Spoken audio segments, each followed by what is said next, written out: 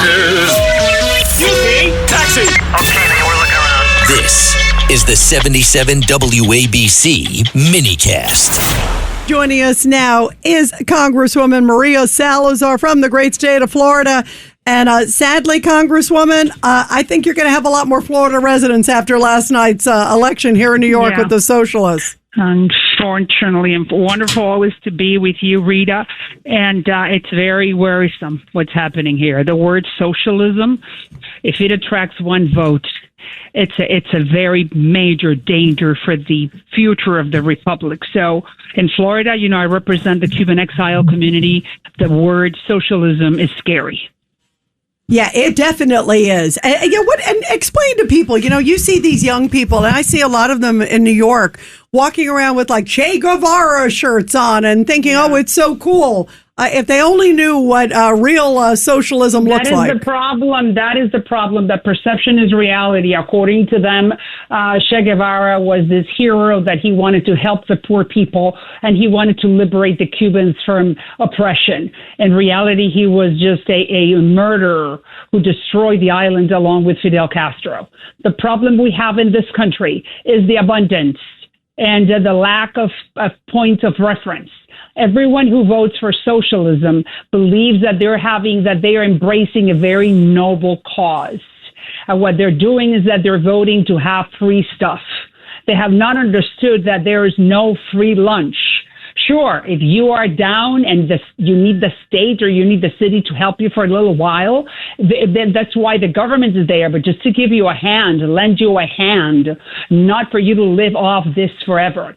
And that is the problem. We're such an abundant country that those people who have not understood that socialism is what it is, then they believe that, oh my God, I feel so bad because they have and we don't, or we have and they don't. And it's just a fantastic theory, and it's a miserable practice. And that's what's coming to New York City, unfortunately, and to the United States Congress, because I'm going to be serving, hopefully, with many of those people who just won the primary. And look, I just want to mention to those who are listening who live in New York, my very good friend, Adriano Espaillat. He was the epitome of the Democrat.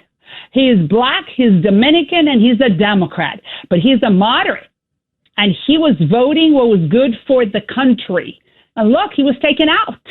Well, we're going to read that one more time. His opponent that beat him just made a statement a couple of minutes ago. Yeah, and this is frightening, Congresswoman Salazar. She said, this is Chevalier. She said, essentially that the mission is to get rid of Western civilization. I mean, a total eradication of Western civilization. I mean, this is nuts. Western values, but what values are we going to be embracing? The Russian ones? The Iranian? The Ayatollahs? What type of values? Western Hemisphere, the Western civilization has the one who has taken people out of poverty, has brought progress. Free market economy has brought the freedom, be able to live and eat 3 times a day and be able to travel and raise your kids well. I don't understand what these people are doing, but it's just what I told you. This is 1960 Cuba, thinking that Fidel Castro was going to liberate them and he was going to be the redeemer. And there are no redeemers. You got to work for it. And then, of course, we need to have equality of opportunity, but not of results. And unfortunately, the socialists, they're promising equality of results. And that's the problem.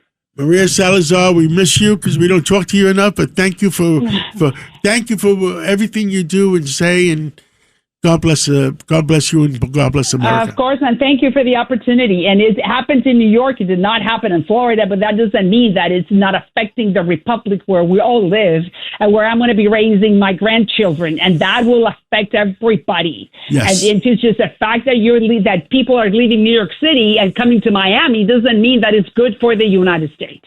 Thank you so much. You, and thank you for the opportunity. Thank you, Maria. We love you. We'll talk to you soon. Thank you.